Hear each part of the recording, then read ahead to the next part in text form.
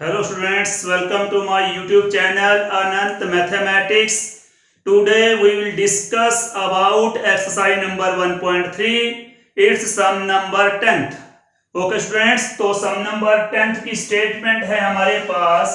Let f x to y, you know very well, this is domain of the function and this is code main of the function. Domain means input of the function, मतलब जो variable की value fill करेंगे आप लोग, और वो variable की value fill करने के बाद जो y की वैल्यू आएगी, मीन टू से जो रेंज के एलिमेंट आएंगे वो हमारे पास कहां से आएंगे, कोड मेन में से लेंगे. Be an invertible function, it is invertible function, mean to say this function is 1 1 on 2 function. What is the meaning of invertible? Invertible means 1 1 on 2 function. Show that f has unique inverse. Main point is unique means 1. You have to show function has always unique inverse, mean to say 1 inverse. तो क्या करना है आपने यहाँ पर, ये show करना है कि इस फंक्शन का, जो फंक्शन आपको दे रखा है, इन्वर्टिबल फंक्शन दे रखा है, इसका एक ही इनवर्स आएगा. ओके, यूनिक इनवर्स आएगा. तो क्या करेंगे हम लोग, ध्यान दो. Let g1 and g2 be two inverse of the function, inverse of the function. Okay students, तो हमने करना क्या है, हमने शो करना है कि इस फंक्शन का जो इनवर्स है वो यूनिक है.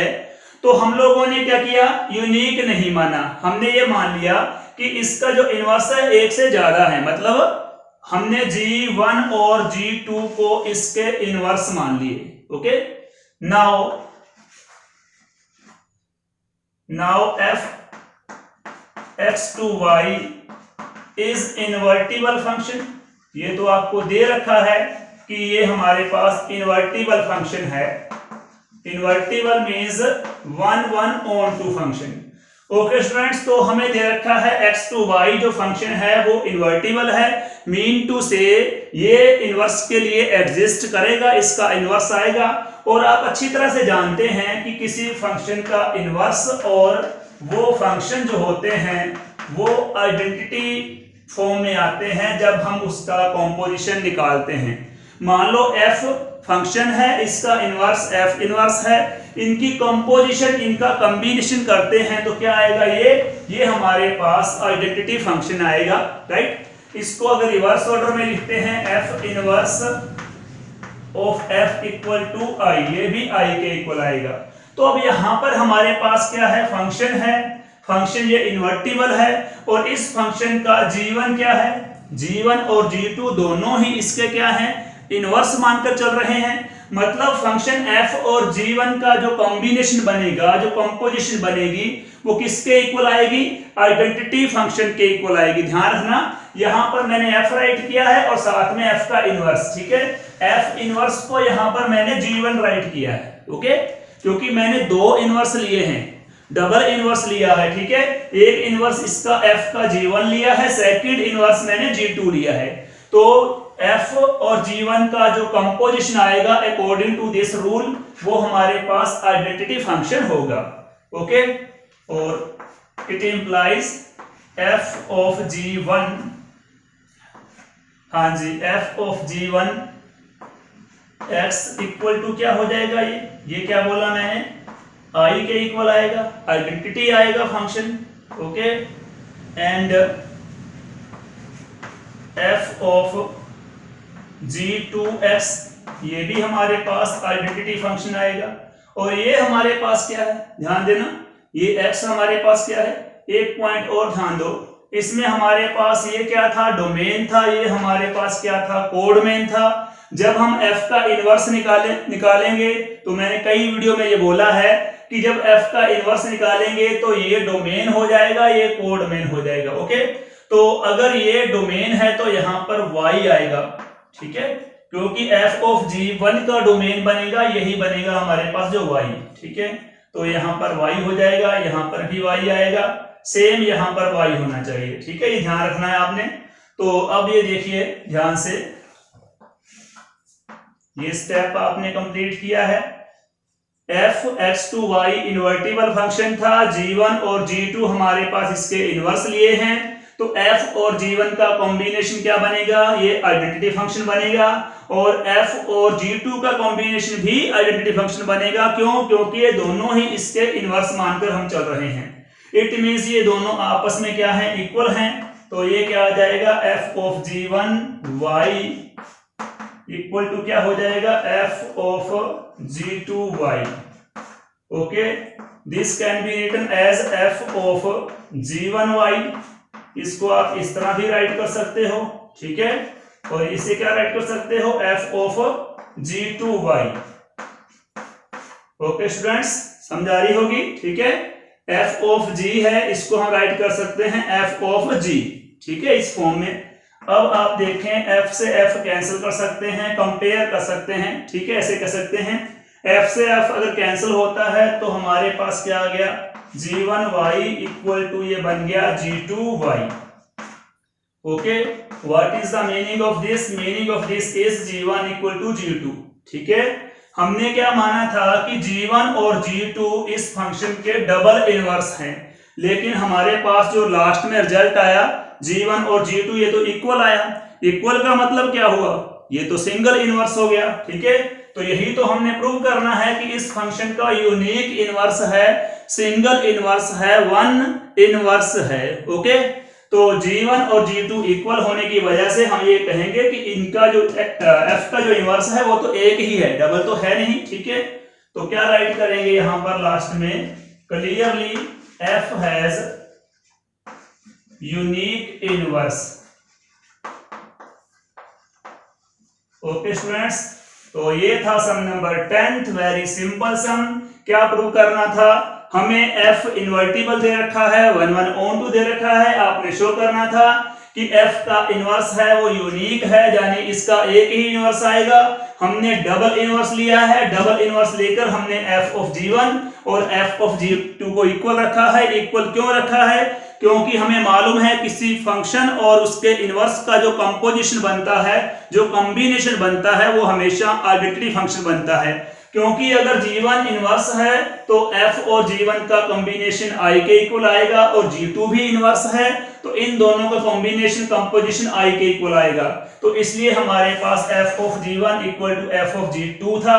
तो इन दोनों को लेकर हमने सोल्व किया, g1 इक्वल टू g2 आ गया, मतलब ये दोनों इनवर्स क्या है, इक्वल है, मतलब f का जो इनवर्स है वो यूनिक है, 1 है। ओके स्टूडेंट्स, तो ये था सम नंबर 10th। तो नेक्स्ट हमारे पास स्टूडेंट्स सम नंबर 11th आता है।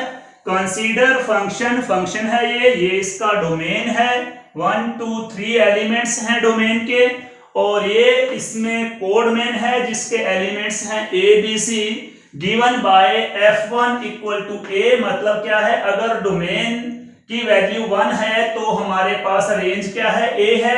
अगर डोमेन हम 2 फिल करते हैं तो रेंज b आती है, डोमेन हम 3 फिल करते हैं तो रेंज c आती है। Find f inverse and show that inverse of f inverse equal to f। क्या शो करना है आपने, f inverse of f inverse, मतलब इनवर्स का फिर से जो इनवर्स आता है वो फंक्शन के इक्वल आता है, ये शो करना है। ओके, तो स्टूडेंट्स ये हमारे पास डोमेन सेट है और ये हमारे पास कोड मेन का सेट है। डोमेन के एलिमेंट्स कौन से हैं, 1 2 3, और कोड मेन के एलिमेंट्स हैं a b c। Domain x और codomain y, always y equal to क्या होता है, fx, राइट। तो 1 की इमेज a है, ये रही 1 की इमेज a हमें दे रखी है, x की वैल्यू 1 है तो y की वैल्यू a है, ठीक है। 2 की इमेज b है हमारे पास, और 3 की इमेज क्या है, c है। ओके, और फंक्शन हमें क्या दे रखा है, फंक्शन हमें दे रखा है, ध्यान दो अच्छी तरह। फंक्शन के लिए सिंपल सी बात है कि 1 की इमेज a है, यहां पर 1a राइट कर दो, 2 की इमेज b है तो यहां पर 2b राइट कर दो, और 3 की इमेज c है तो यहां पर 3c राइट कर दो। This is the function, listed form में फंक्शन दे रखा है, सारे के सारे पेयर हमें दे रखे हैं, ठीक है। ये रहे पेयर 1a 2b और 3c। ऑलवेज रिमेंबर कि जो फंक्शन के साथ ये होती है वैल्यू, ये डोमेन की होती है, 1 2 और 3 डोमेन की वैल्यूज हैं, और जो आउटपुट होती है वो रेंज होती है, ठीक है। तो ए बी और सी यहां पर क्या है, रेंज है, ठीक है। तो इसमें आप देख सकते हैं साफ साफ कि ये फंक्शन हमारे पास 1 1 ऑन 2 फंक्शन है। क्यों है 1 1 ऑन 2? डोमेन के सभी एलिमेंट्स की जो इधर इमेज बन रही है वो डिफरेंट है और यूनिक है। 1 की इमेज ए है और कुछ नहीं है, ठीक है। 2 की इमेज बी है और कुछ नहीं है, 3 की इमेज सी है और कुछ नहीं है, और ना ही ऐसा है कि डोमेन में 2 से ज्यादा एलिमेंट्स की सेम इमेज है, ओके। तो ये 1 1 फंक्शन है, ये हमारे पास डोमेन है, डोमेन, और यहाँ सॉरी ये हमारे पास कोडमैन है, डोमेन नहीं, डोमेन तो ये वाला है, ठीक है। ये कोडमैन है, इसमें रेंज क्या है, ए बी सी, ठीक है। रेंज और कोडमैन इक्वल है, मतलब ये 1 1 ऑन 2 फंक्शन है। तो इसका जो इनवर्स है उसके लिए एग्जिस्ट करेगा ये। तो एफ इनवर्स हमारे पास क्या आएगा, कुछ नहीं करना एफ इनवर्स में, ये डोमेन है, ये कोडमैन, सॉरी ये डोमेन है, ये कोडमैन है, उल्टा कर दो, ये डोमेन हो जाएगा, ये कोडमैन हो जाएगा। मतलब अगर ये डोमेन हो गया तो क्या बन जाएगा, A1 और यहां बन जाएगा B2, ओके, और यहां हो जाएगा ये C3 बन गया ये, ओके।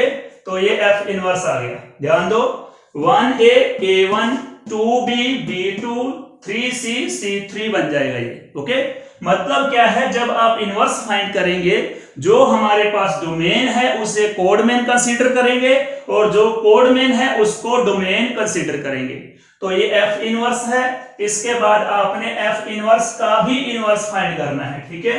फिर से इनवर्स फाइंड करना है, तो फिर से इसका कन्वर्स कर दो, कुछ नहीं, सिंपल है।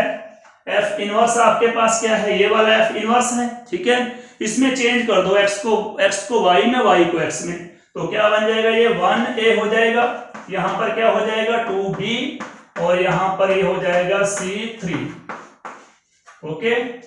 इट इंप्लाइज, आप एक खास बात देखेंगे इसमें, जो f इनवर्स का इनवर्स है, इनवर्स ऑफ f इनवर्स, ये किसके इक्वल आ गया, ये इसके इक्वल है, 1a 2b C3, ये किसके इक्वल है, ये रहा 1a 2b 3c, sorry 1a 2b, यहां पर करो ठीक से, ये 3c है, okay.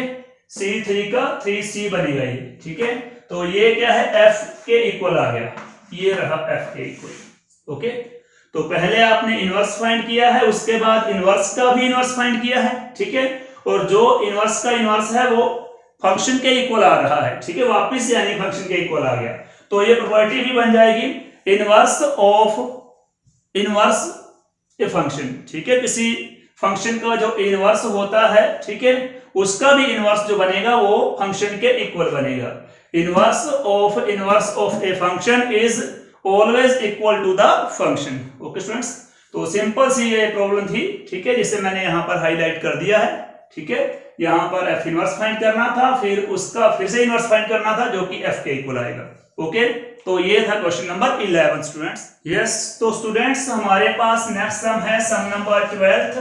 Late F x to Y be an invertible function. Invertible function means 1 1 on 2 function. Only invertible function exists for inverse. Show that the inverse of f inverse, यानी f inverse का जो inverse है वो किसके equal आएगा, f के equal आएगा, function के इक्वल आएगा। That is inverse of f inverse equal to f, okay. मतलब किसी फंक्शन का इनवर्स लेते हैं, फिर उसका इनवर्स करते हैं, तो वो फंक्शन इटसेल्फ अपने आप आ जाता है, ओके। तो f x to y is invertible function. Invertible means 1 1 on 2 function, ये हमें दे रखा है इन्होंने, 1 1 on 2 function, invertible function, bijective function. तो यहाँ पर x हमारे पास डोमेन है, ये कोडमेन है, ठीक है। जब इसका इनवर्स फाइंड करेंगे तो ये x टू y की जगह पर हो जाएगा y टू x, ठीक है। कैसे, ये डोमेन हो जाएगा और ये कोडमेन हो जाएगा, एग्जिस्ट, ठीक है। और अगर f इनवर्स एग्जिस्ट करता है, ठीक है, तो इसका इनवर्स फिर से करेंगे, वो भी एग्जिस्ट करेगा। मतलब f इनवर्स का इनवर्स करेंगे तो फिर चेंज हो जाएगा। ये हमारे पास डोमेन है, कोडमेन बन जाएगा, और ये कोडमेन है तो डोमेन बन जाएगा, ओके। तो f के लिए x2y है, f इनवर्स के लिए y2x है।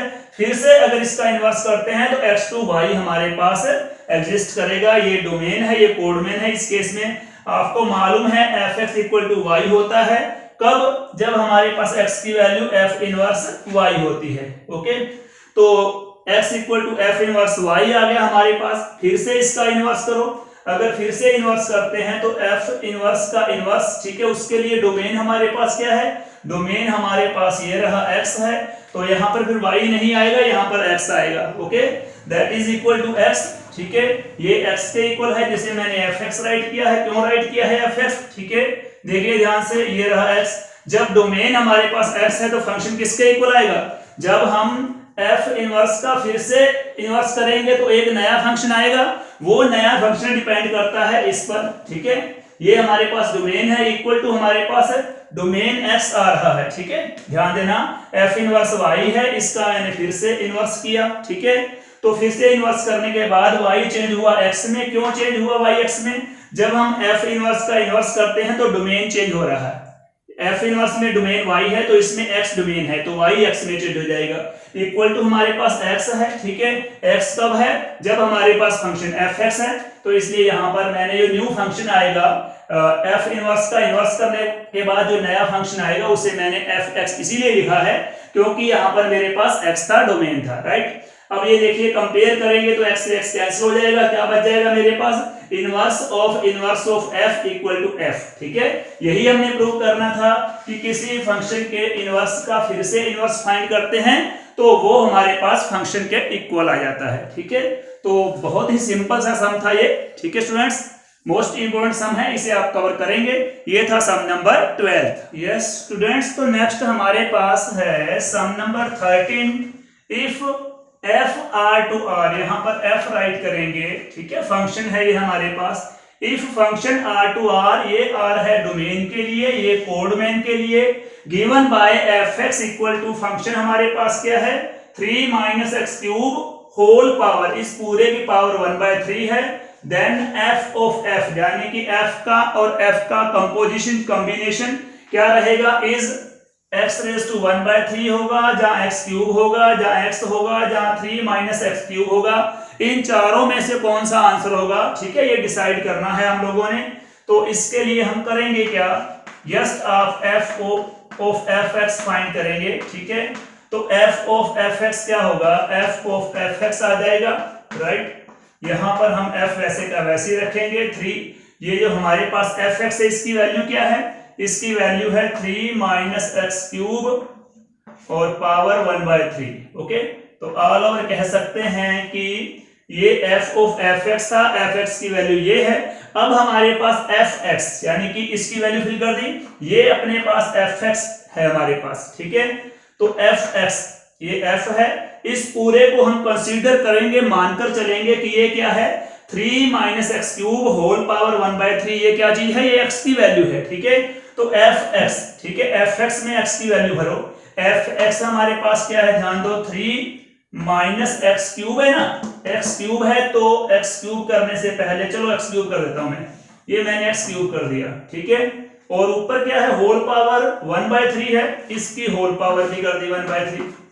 ध्यान दे स्टूडेंट्स, मैंने क्या किया है, 3 को वैसे का वैसे राइट किया, माइनस वैसे का वैसे ही राइट किया, यहाँ पर x आएगा और x की पावर 3 वैसे की वैसे राइट की और 1/3 वैसे का वैसे राइट किया।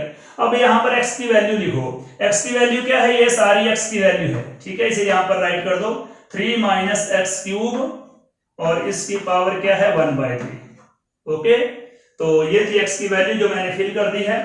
इसके बाद हमारे पास क्या है, 3 माइनस, अब ये देखो 3 माइनस एक्स क्यूब, इसकी पावर क्या है 1/3 और फिर से ऊपर पावर क्या है 3। जब हमारे पास पावर के ऊपर पावर हो तो पावर की मल्टीप्लाई हो जाती है।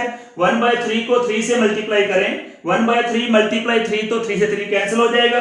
अपने पास क्या बच जाएगा, यहाँ पर बच जाएगा 3 माइनस एक्स क्यूब, ठीक है, और इसकी होल पावर तो 1/3 रहेगी।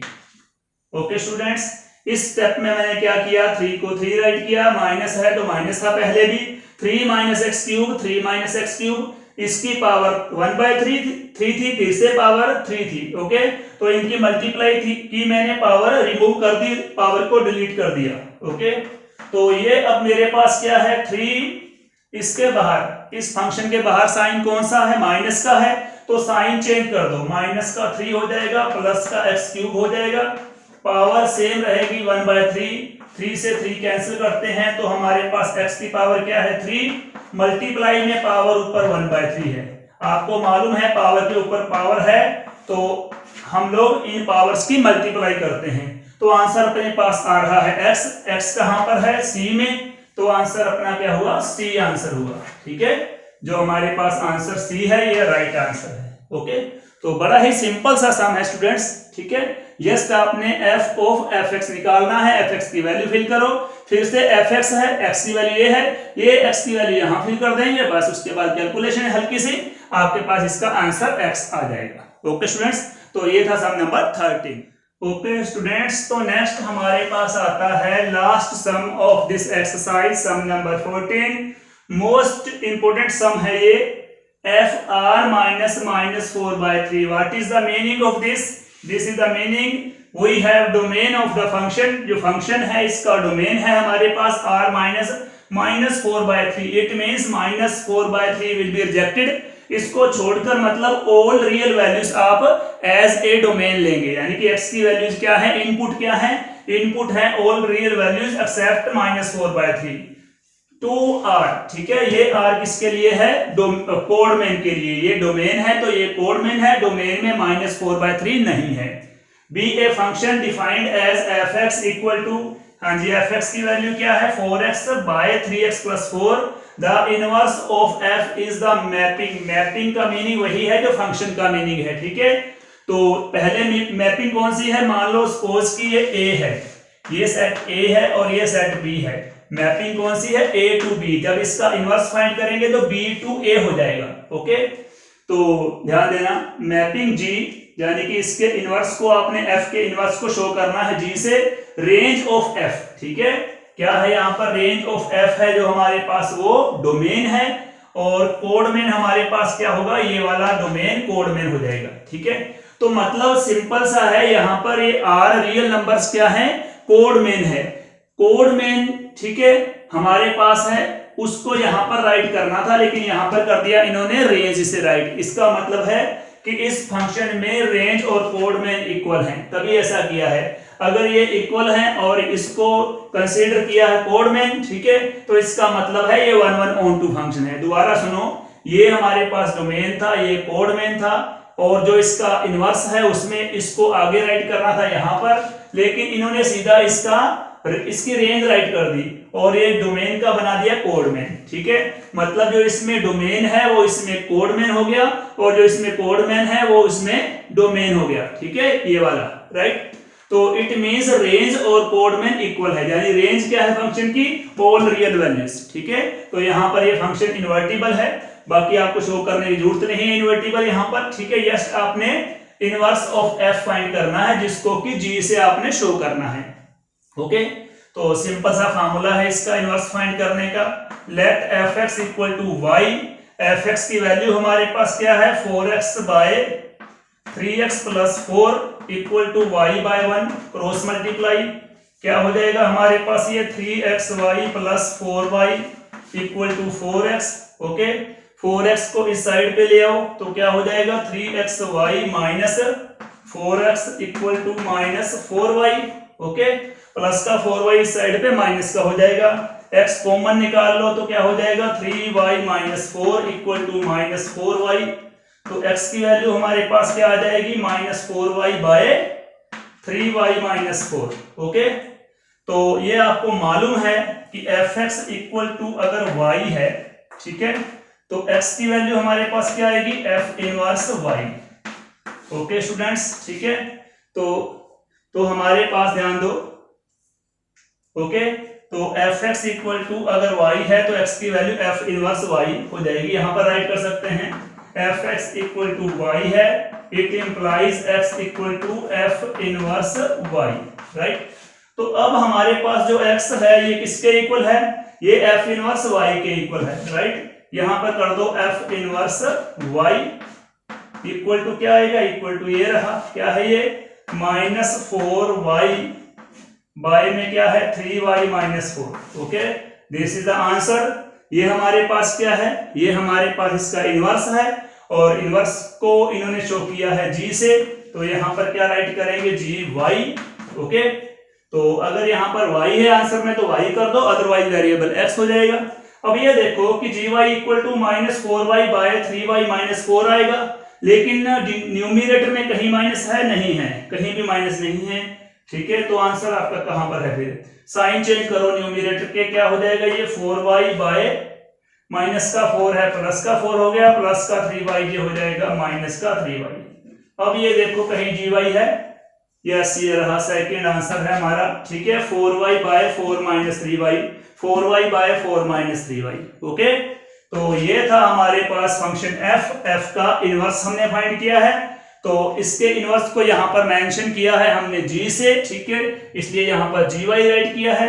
इसके अलावा सिंपल सी बात है कि फंक्शन और मैपिंग, MAP मैपिंग कई बार कंप्लीट लिखते हैं MAPPING, ठीक है, तो इन दोनों का सेम मीनिंग है। ओके, तो सिंपली हमने इस सम में इनवर्स फाइंड करना था। ठीक है, तो उससे पहले हमने 1 ऑन टू शो नहीं किया है। ठीक है, करना हुआ तो कर सकते हो आप लोग। वैसे सिंपली इन्होंने कह रखा है ये डोमेन है, ये कोड मेन है, यहाँ कोड मेन के स्थान पर यहाँ रेंज लिख दिया। ठीक है, और ये डोमेन लिख दिया यहाँ पर। ठीक है, कोड डोमेन को कोड मेन में कन्वर्ट कर दिया।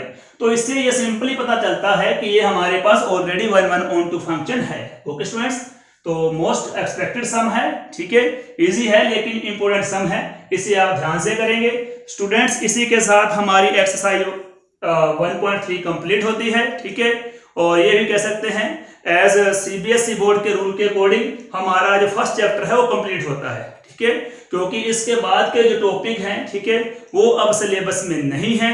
जिस तरह बाइनरी ऑपरेशन पहले हुआ करता था, अब ये बाइनरी ऑपरेशन सिलेबस में नहीं है। ओके, तो 1.1, 2, 3 कंप्लीट होती है। इसके बाद हम ऑप्शनल में आगे मैं वीडियो दूंगा आपको, मतलब ठीक है, ऑप्शनल एक्सरसाइज के जो सिलेबस में सम है वो आएंगे इसके बाद। ओके स्टूडेंट्स, तो बाकी मैं आपको 1 बाय 1, ठीक है, कंप्लीट सिलेबस, ठीक है, अपने YouTube चैनल पर हाईलाइट करूंगा। ठीक है, आप YouTube चैनल से जुड़े रहिए, क्योंकि आप अगर जुड़े रहेंगे, ठीक है, तो इसकी जो आप कंटिन्यू अपनी स्टडी को रख सकेंगे। ठीक है, तो ओके स्टूडेंट्स, ठीक है, ध्यान से राइट मेरे वीडियोस को फॉलो करते रहें आप लोग, सब्सक्राइब करें, शेयर करें, लाइक करें। ठीक है, और इसके अलावा मैं एक बात और कहना चाहूंगा, जो मैंने अपने वीडियो प्लेलिस्ट में डाले हैं उन्हें मैंने स्टेप वाइज डाला है, मीन टू से। जिस तरह फर्स्ट चैप्टर है तो फर्स्ट चैप्टर में राइट किया मैंने पार्ट 1, पार्ट 2, पार्ट 3, इस तरह। अगर वहां से आप फुल अच्छी तरह यूनिट को करना चाहते हैं तो पहले पार्ट 1 देखें अच्छी तरह, ठीक है, फिर पार्ट 2, फिर पार्ट 3। ठीक है,